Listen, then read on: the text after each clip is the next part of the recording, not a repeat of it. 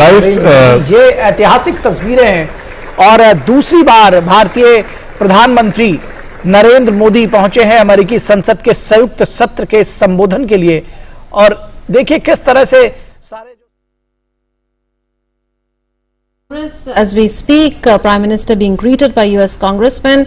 He has arrived in the US Congress at the Capitol Hill for his second address here since 2016. He's going to be the first Indian leader to address the US Congress more than once. Those visuals coming in live from Washington DC in the United States. Prime Minister Narendra Modi in the House of Congress, a joint sitting of the Congress that Prime Minister would be addressing in moments from now. This would be his second address to the House of Congress. 2016 was when Prime Minister Narendra Modi first addressed the House of Congress, and after bilateral with President Joe Biden. And we hear the chanting of Modi Modi in the House of Congress. Those visuals coming in live from Washington DC. Prime Minister engaging with leaders in the House.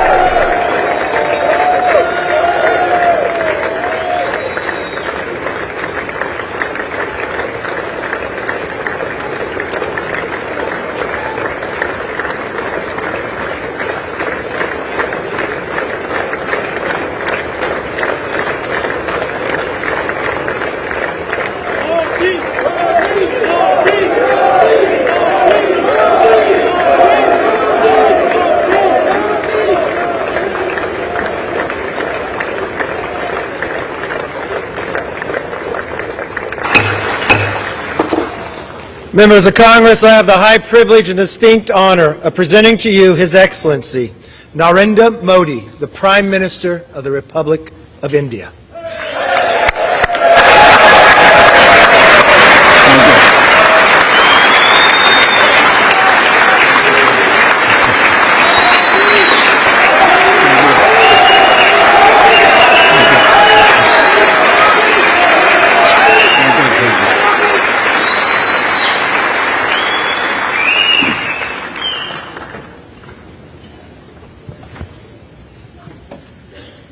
Mr. Speaker,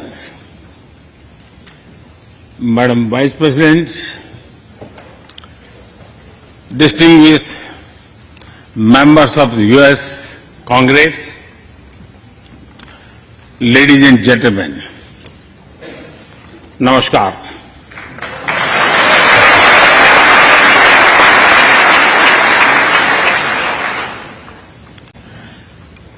It is always a great honor to address the United States Congress.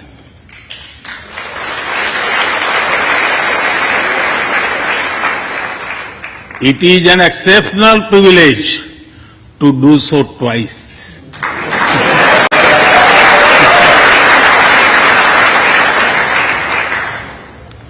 For this honor, I extend my deepest gratitude on behalf of the 1.4 billion people of India.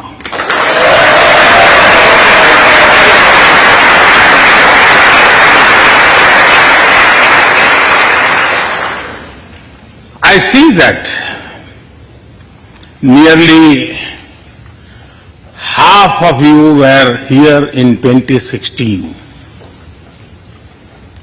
I feel your warmth as old friends. I can also see the enthusiasm of your new friends in the other half. I remember Senator Harry Reid, Senator John McCain, Senator Orrin Hatch, Elijah Cummings,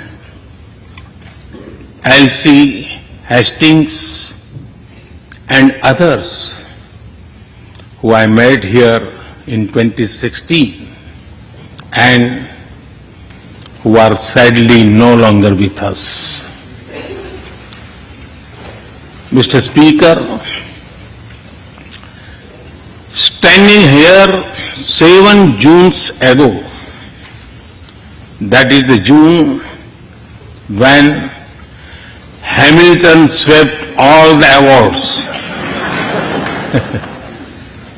I said that the hesitations of history were behind us.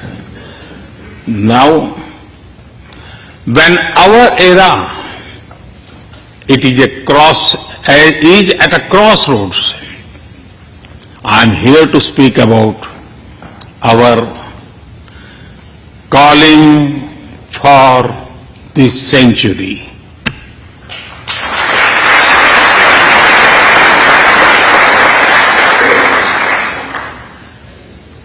Through the long and widening road that we have traveled, we have met the test of friendship. A lot has changed since I came here 7 summers ago. But a lot has remained the same, like our commitment to deepen the friendship between India and the United States.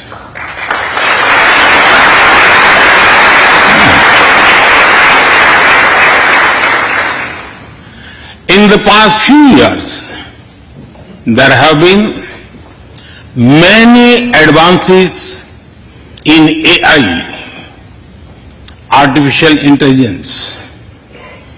At the same time, there have been even more momentous development in another AI, America and India.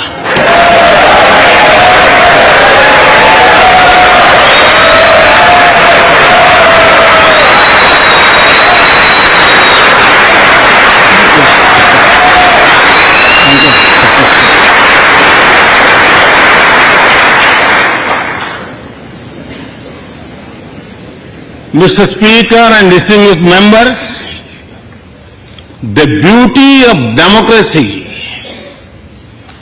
is the constant connect with the people, to listen to them and feel their pulse. And I know this takes a lot of time, energy, effort, and travel.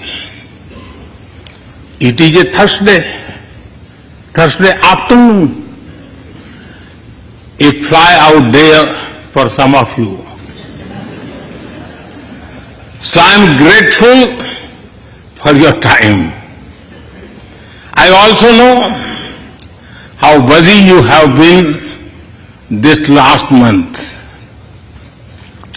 Being a citizen of a vibrant democracy, myself, I can admit one thing, Mr. Speaker, you have a tough job.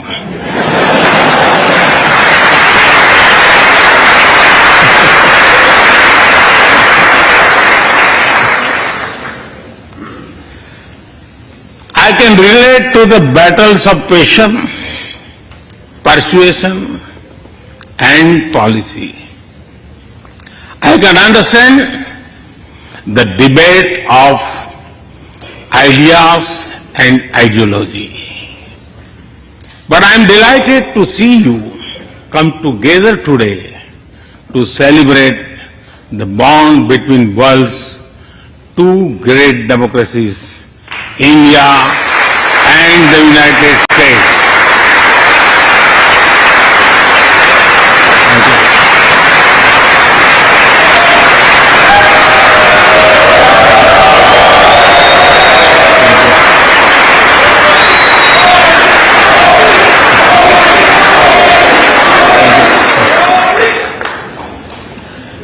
am happy to help out.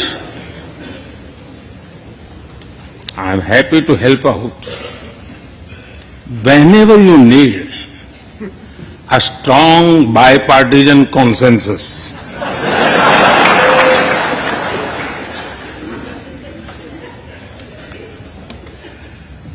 There will be and there must be a contest of ideas at home.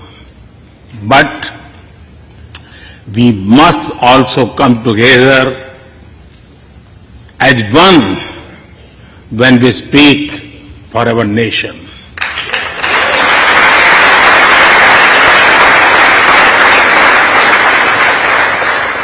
And you have shown that you can do it.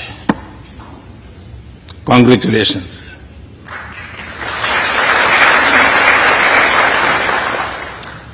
Mr. Speaker,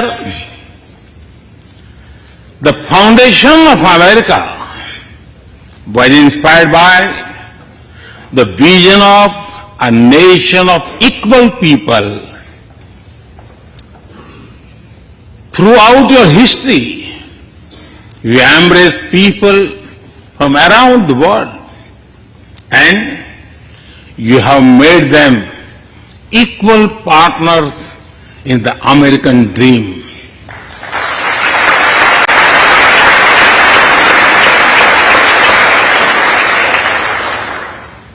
There are millions here who have roots in India. Some of them sit proudly in this chamber.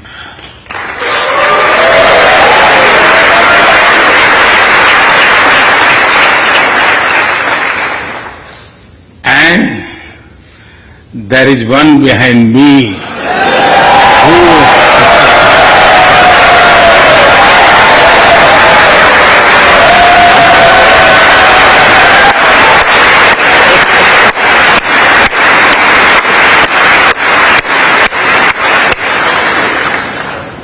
who had made history.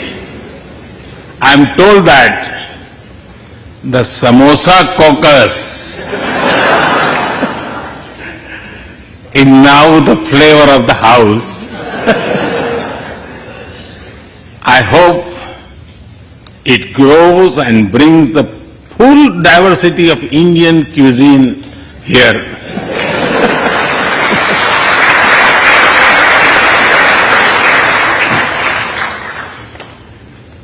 Over 2 centuries, we have inspired each other through the lives of great Americans and Indians. We pay tribute to Mahatma Gandhi and Martin Luther King Jr.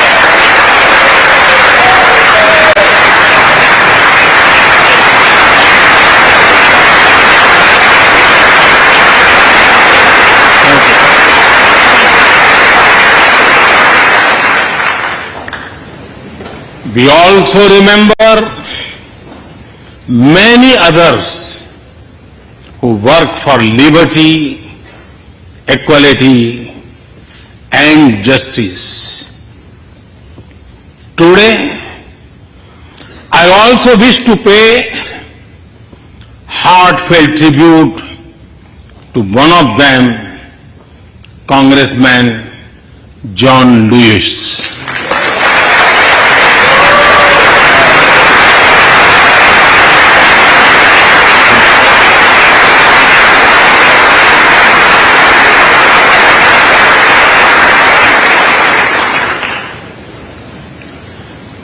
Mr. Speaker,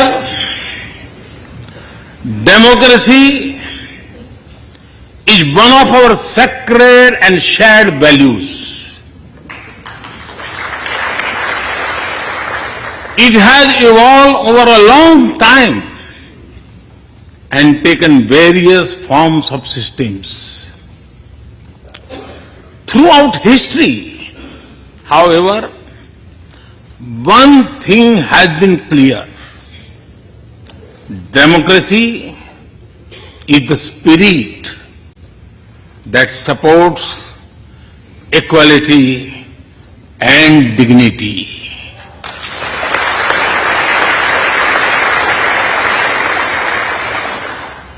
Democracy is the idea that welcomes debate and discourse.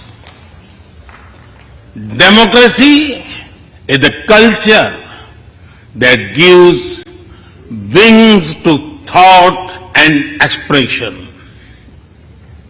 India is blessed to have such values from times immemorial. In the evolution of the democratic spirit, India is the mother of democracy.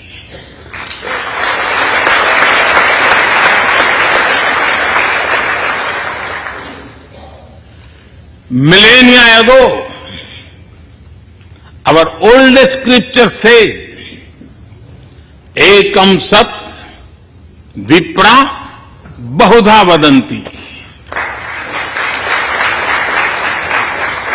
It means the truth is one, but the wise express it in a different ways.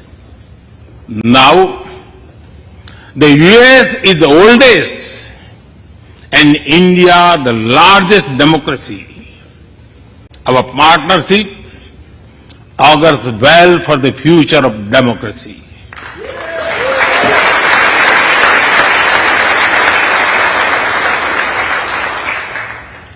Together, we shall give a better future to the world and a better world to the future.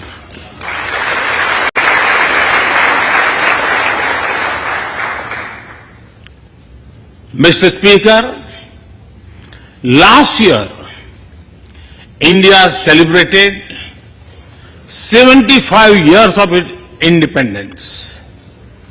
Every milestone is important, but this one was a special. We celebrated a remarkable journey of over 75 years of freedom after 1,000 years of foreign rule in one form or another.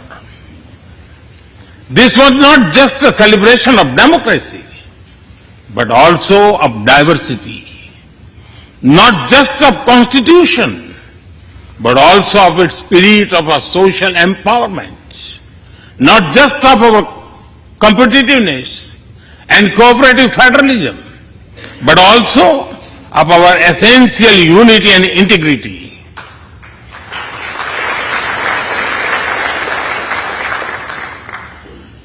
We have over 2,500 political parties.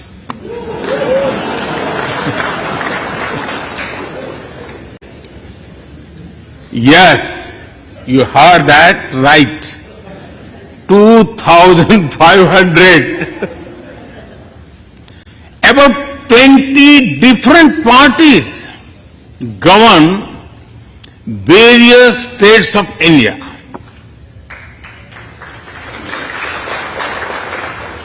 We have 22 official languages and thousands of dialects, and yet we speak in one voice.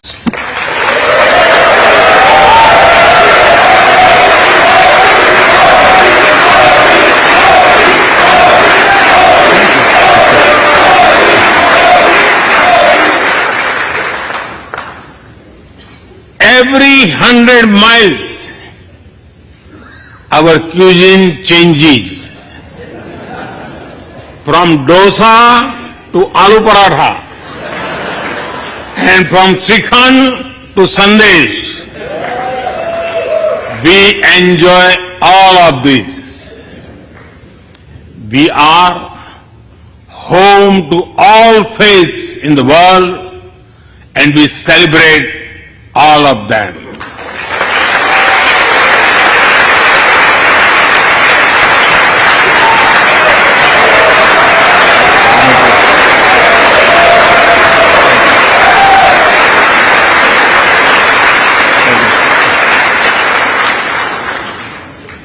In India, diversity is a natural way of life. Today, the world wants to know more and more about India. I see that curiosity in this house too. We were honored to receive over 100 members of the US Congress in India over the last decade.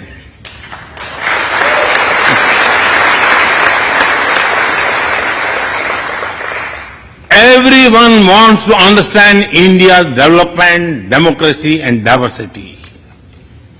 Everyone wants to know what India is doing right and how. Among close friends, I am happy to share the same. Mr. Speaker, when I first visited the US as a Prime Minister, India was the 10th largest economy in the world. 10th. Today, India is the 5th largest economy.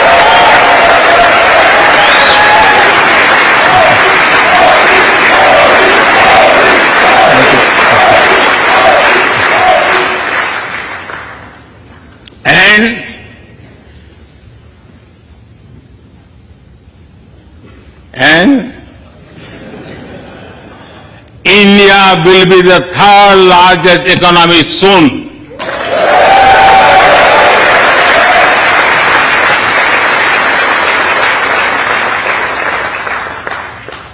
We are not only growing bigger, but we are also growing faster. When India grows, the whole world grows.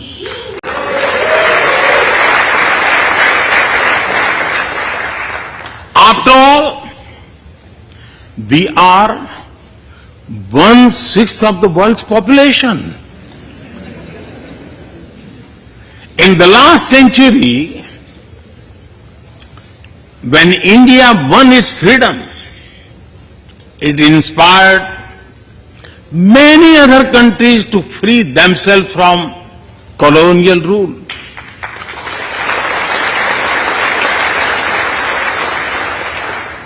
In this century, when India sets benchmark in growth, it will inspire many other countries to do the same.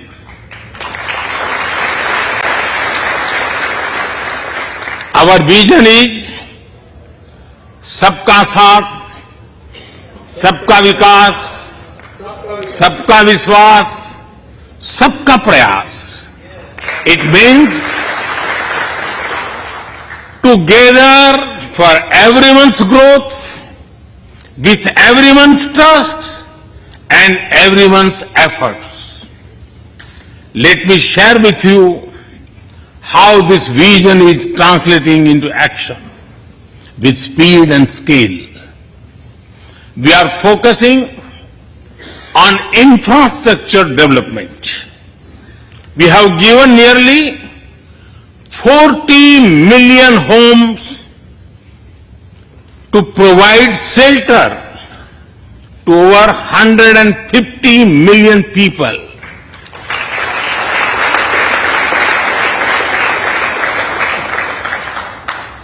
That is nearly 6 times the population of Australia.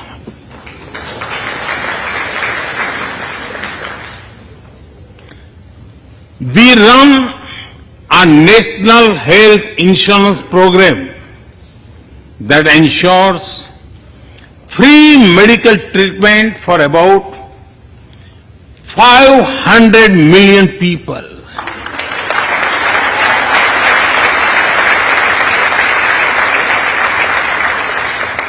500 million people, that is greater than the population of South America. We took banking to the unbanked with the world's largest financial inclusion drive. Nearly 500 million people benefited. This is close to the population of North America. We have worked on building Digital India. Today, there are more than 850 million smartphones and internet users in the country.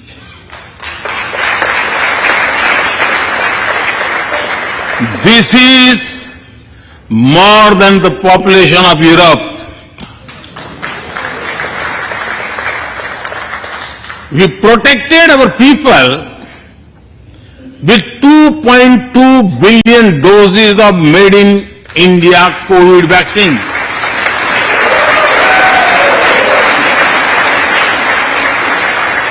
And that too free cost.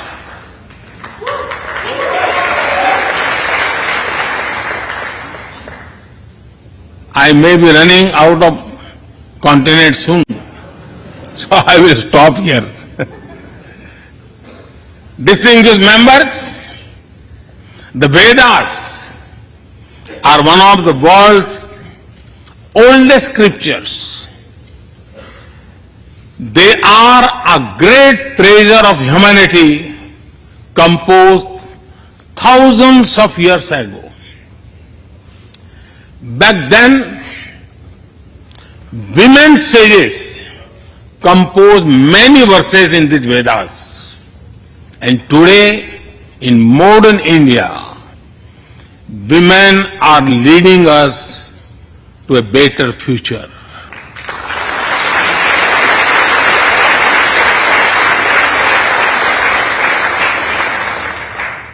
India's vision is not just of development which benefits women. It is of women-led development where women lead the journey of progress.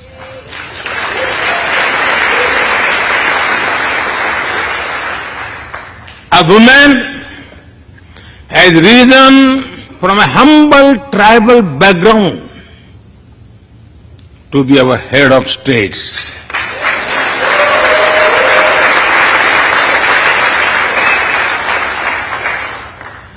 Nearly 1.5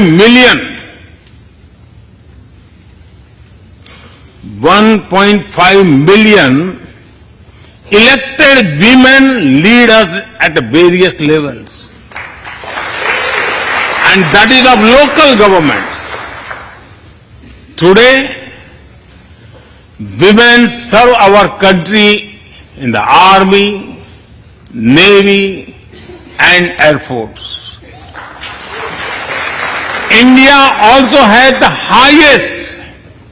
highest percentage of women airline pilots in the world.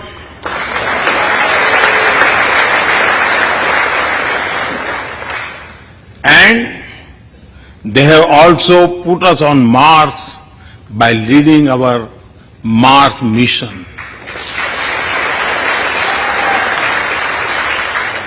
I believe that investigating in a girl child lifts up the entire family. Empowering women transforms the nation.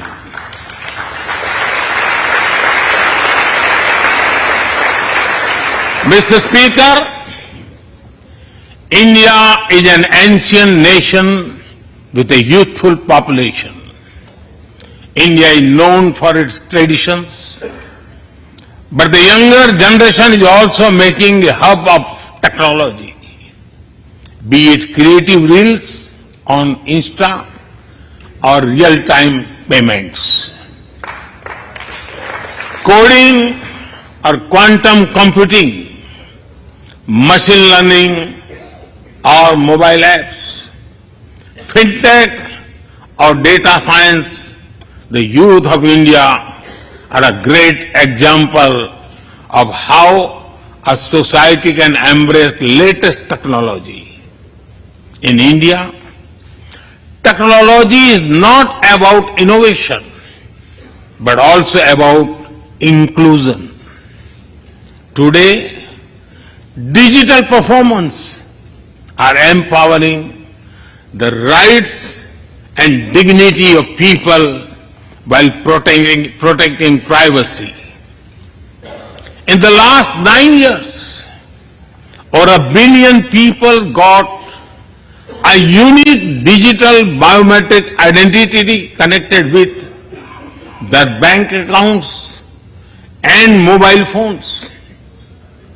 This digital public infrastructure helps us reach citizens within seconds with financial assistance. 850 million people receive direct benefit financial transfers into their accounts. 3 times a year, over 100 million farmers receive assistance in their bank accounts at the click of a button.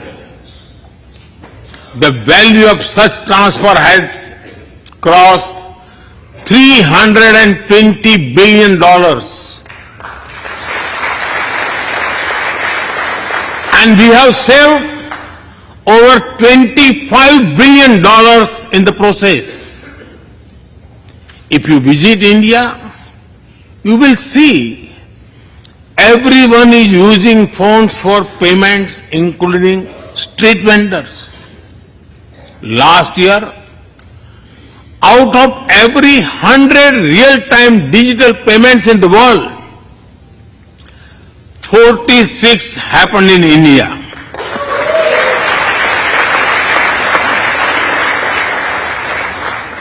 Nearly 400,000 miles of optical fiber cables and cheap data have ushered in a revolution of opportunities.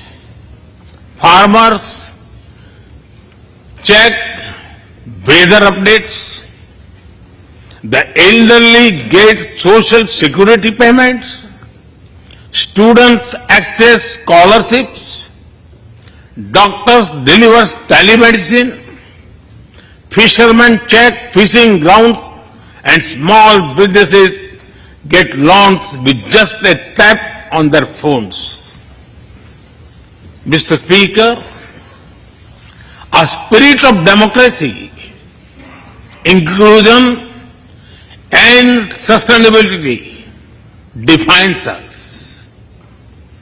It also shapes our outlook to the world. India grows while being responsible about our planet. We believe, Mata Bhumihi Putro Aham Prithviyah. This means the earth is our mother and we are her children. Indian culture deeply respects the environment and our planet.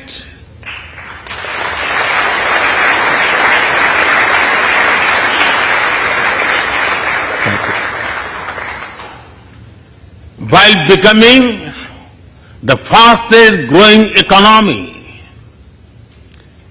we grew our solar capacity by 2,300%. Yes, you have heard right. 2,300%.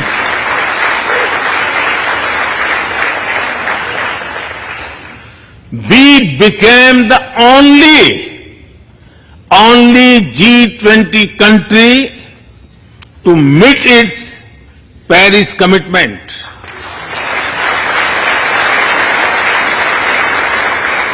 We made renewables account for over 40% of our energy sources, 9 years ahead of the target of 2030. But we did not stop there. At the Glasgow summit, I propose Mission Life, lifestyle for environment. This is a way to make sustainability a true people's movement. To leave it to be the job of governments alone, by being mindful in making choices, every individual can make a positive impact. Making sustainability a mass movement, we help the world reach the net zero target faster. Our vision is pro-planet progress. Our vision is pro-planet prosperity. Our vision is pro-planet people.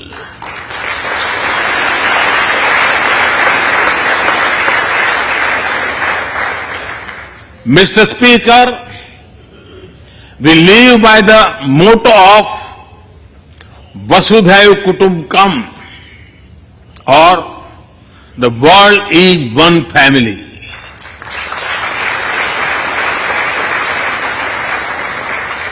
Our engagement with the world is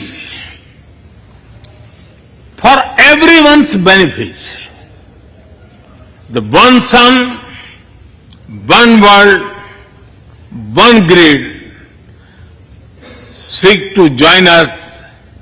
All is connecting the world with clean energy.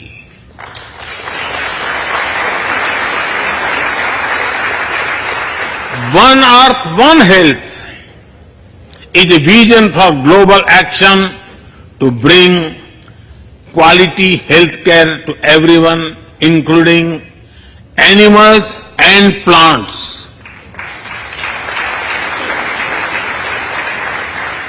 The same spirit is also seen in the theme when we chair the G20, One Earth, One Family, One Future.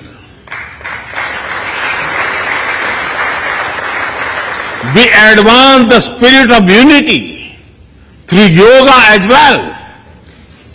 Just yesterday, the whole world came together to celebrate the International Day of Yoga.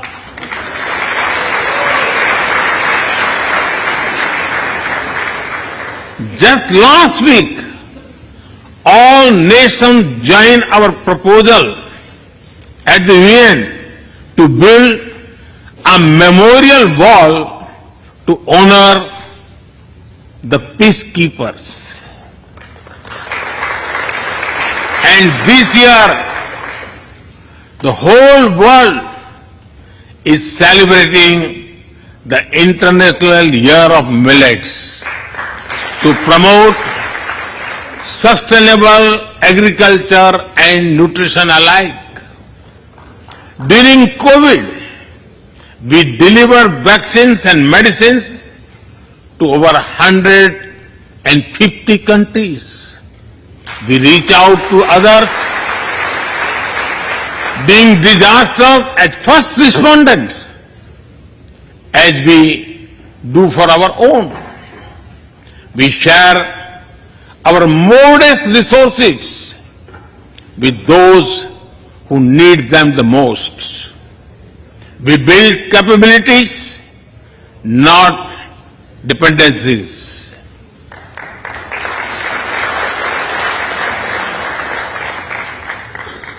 Mr. Speaker, when I speak about India's approach to the world, the United States occupy a special place.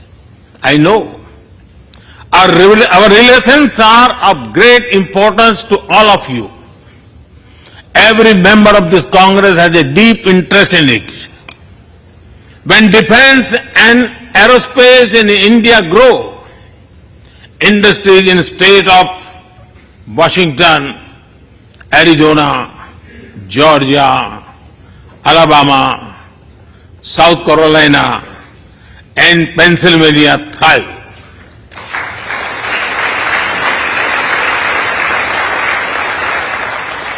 When American companies grow, the research and development centers in India thrive. When Indians fly more, a single order for aircrafts creates more than 1 million jobs in 44 states in America.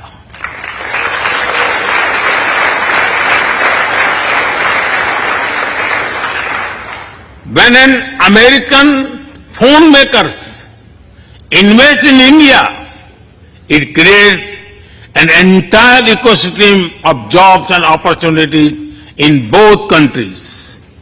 When India and US work together on semiconductors and critical minerals, it helps the world in making supply chains more diverse, resilient, and reliable.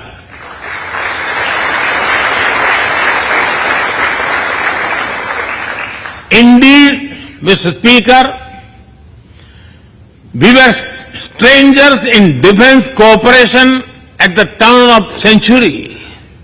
Now, the United States has become one of our most important defense partners.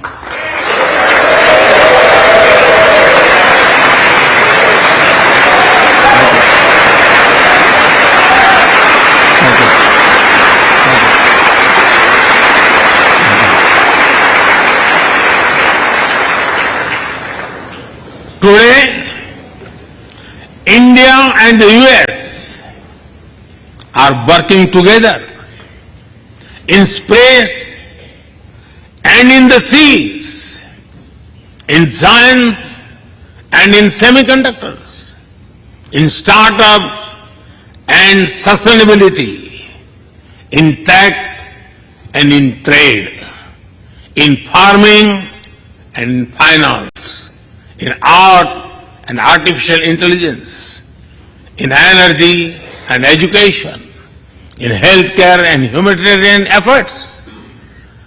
I can go on and go on, but to sum up it, I would say the scope of our cooperation is endless. The potential of our synergies is limitless, and the chemistry in our relations is effortless.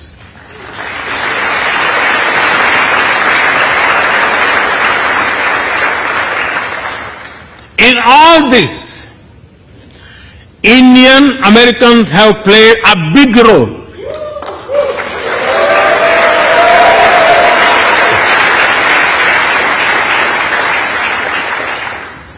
They are brilliant in every field, not just in spelling bee.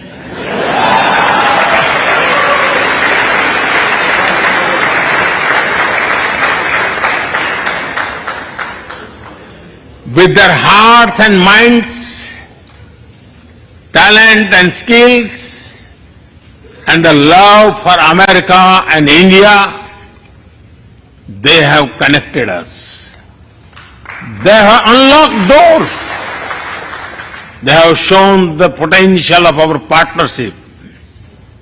Mr. Speaker, distinguished members, every Indian Prime Minister and American President of the past has taken our relationship further. But our generation has to honor of taking it a greater heights.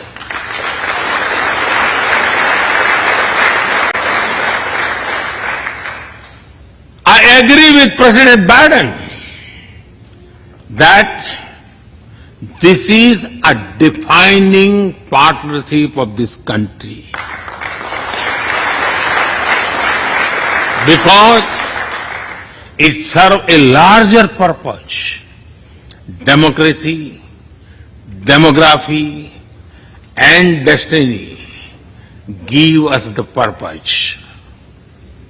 One consequence of globalization has been to cover over concentration of supply chains, we will work together to diversify, decentralize, and democratize supply chains.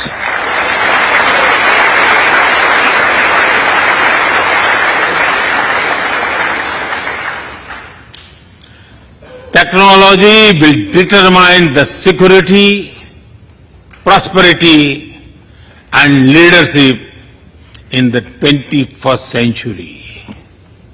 That is why our two countries established a new initiative for critical and emerging technologies. Our knowledge partnership will serve humanity and seek solutions to the global challenges of climate change, hunger, and health. Mr. Speaker and distinguished members, the last few years have seen deeply disruptive developments. With the Ukraine conflict, war has returned to Europe. It is causing great pain in the region. Since it involves major powers, the outcomes are severe. Countries of the global south have been particularly affected. The global order is based on the respect for the principle of the UN Charter, peaceful resolution of disputes, and respect for sovereignty and territorial integrity.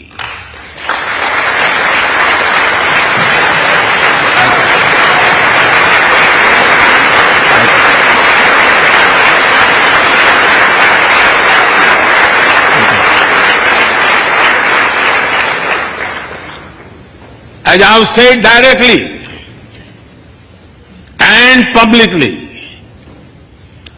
this is not an era of war.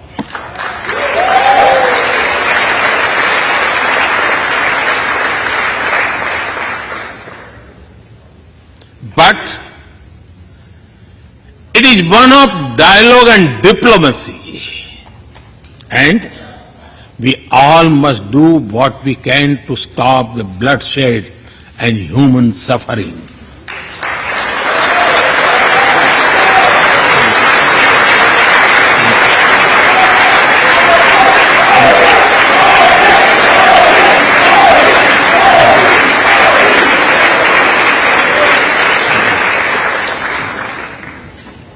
Mr. Speaker, the dark clouds of coercion and confrontation are casting their shadow in the Indo-Pacific. The stability of the region has become one of the central concerns of our partnership. We share a vision of a free, open, and inclusive Indo-Pacific.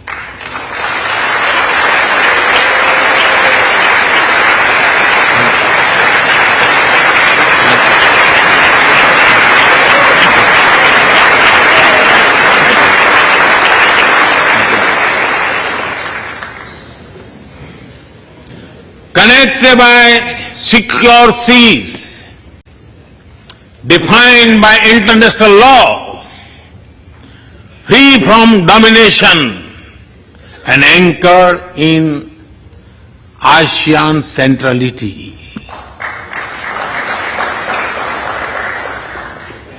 A region where all nations, small and large, are free and fearless in their choices, where progress is not suffocated by an impossible burdens of debt.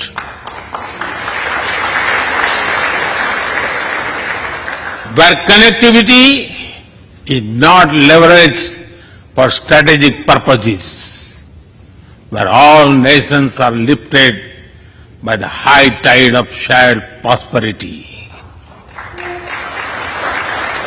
Our vision does not seek to content or exclude, but to build a cooperative region of peace and prosperity.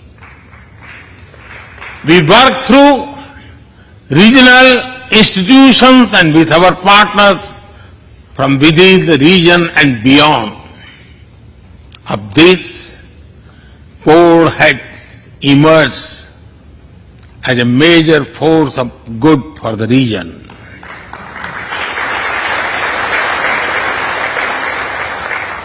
Mr. Speaker, more than 2 decades after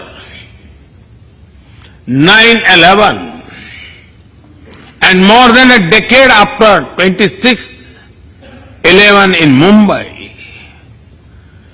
radicalism and terrorism still remain a pressing danger for the whole world. These ideologies keep taking new identity and forms, but their intentions are the same. Terrorism is an enemy of humanity, and there can be no ifs and buts in dealing with it.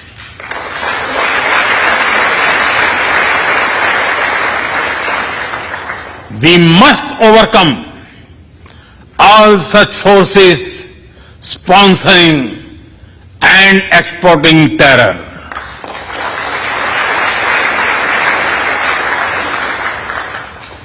Mr. Speaker, COVID-19's biggest impact was the human loss and suffering it caused. I wish to remember Congressman Ron Wright and the staff members who lost their lives to COVID. As we emerge out of the pandemic, we must give shape to a new world order. Consideration, care, and concern are the need of the hour. Giving a voice to the global south is the way forward. That is why I firmly believe that the African Union be given full membership of G20.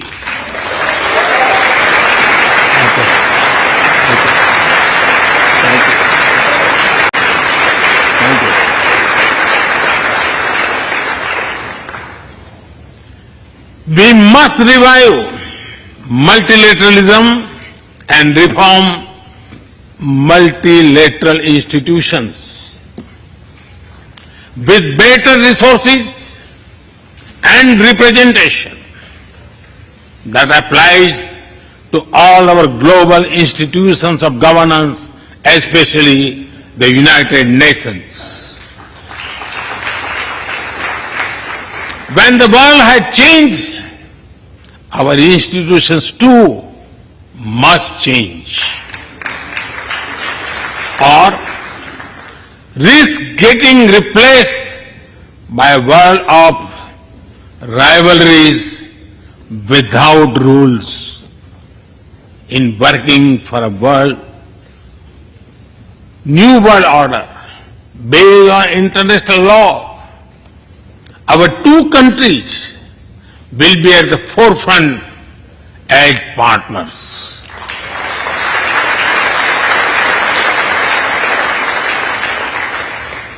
Mr. Speaker and distinguished members,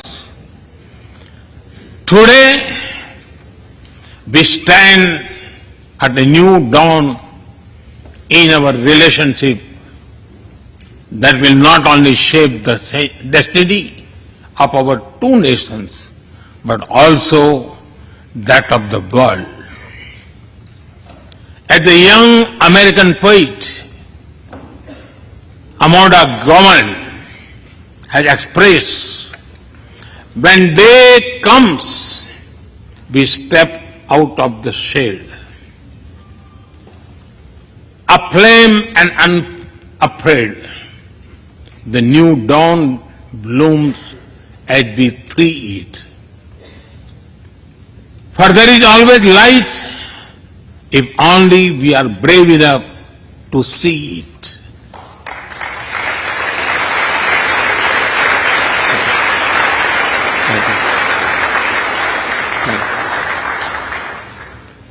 Our trusted partnership is like the sun in this new dawn that will spread light all around.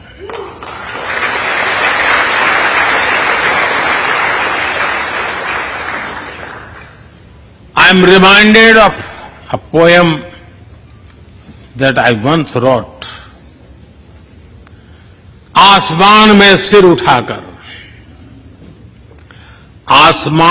सिर उठाकर घने बादलों को चीरकर रोशनी का संकल्प ले, अभी तो सूरज उगा है।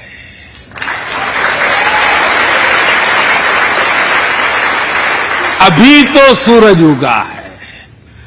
दृढ़ निश्चय के साथ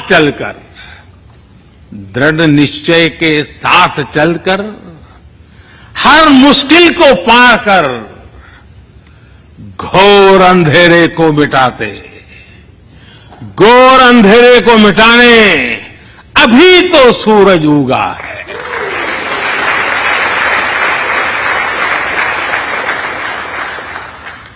If I were to say it in English, it would be rising its head in the skies, piercing through the dense clouds with the promise of light. The sun has just risen, armed with a deep resolve, overcoming all the odds to dispel the forces of darkness. The sun has just risen.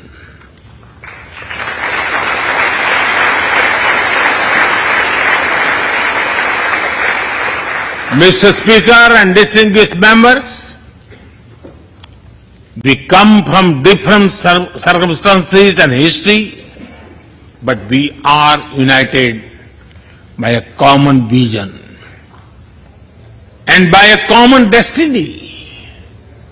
When our partnership progresses, economic resilience increases, innovation grows, science flourishes, knowledge advances, humanity benefits, our seas and skies are safer, democracy will shine brighter, and the world will be a better place.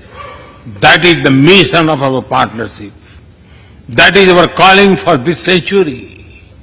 Mr. Speaker and distinguished members, even by the high standards of our partnership, this visit is one of the great positive transformation. Together, we shall demonstrate that democracy is better and democracy deliver.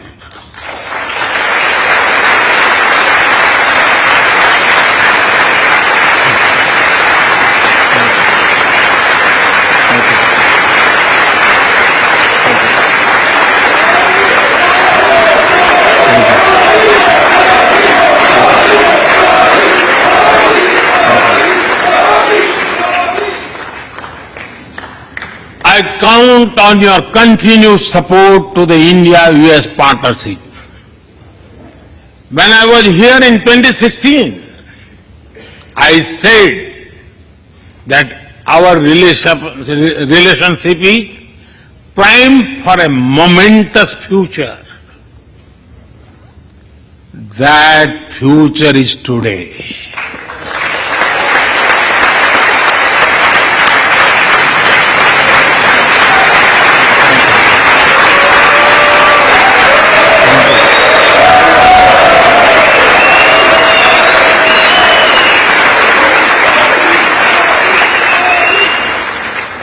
Thank you once again, Mr. Speaker, Madam Vice President, and the distinguished members of this honor. God bless America. Jai Hind. Long live India-US friendship. Thank you.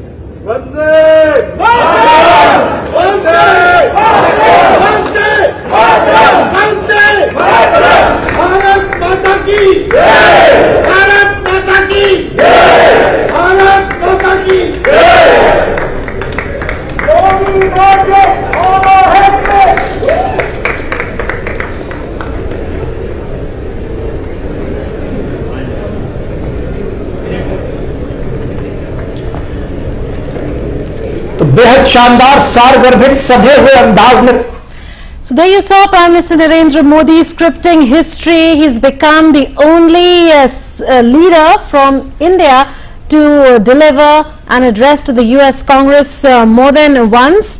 So Prime Minister Narendra Modi now interacting with the members of the US Congress, with US congressmen.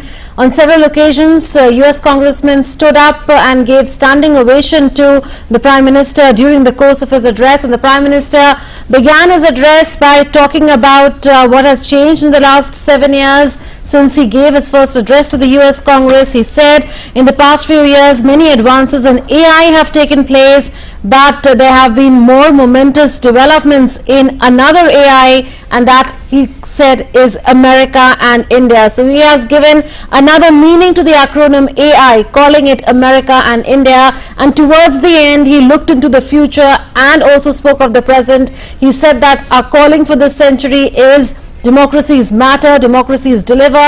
He reminded the listeners about what he had said 7 years back when he said that our partnership is primed for a momentous future. He said that future is today. Those visuals coming in live from the US Congress in Washington DC. Prime Minister Narendra Modi, after delivering his second address to the US Congress, now engaging and interacting with the members of the US Congress. In his address, Prime Minister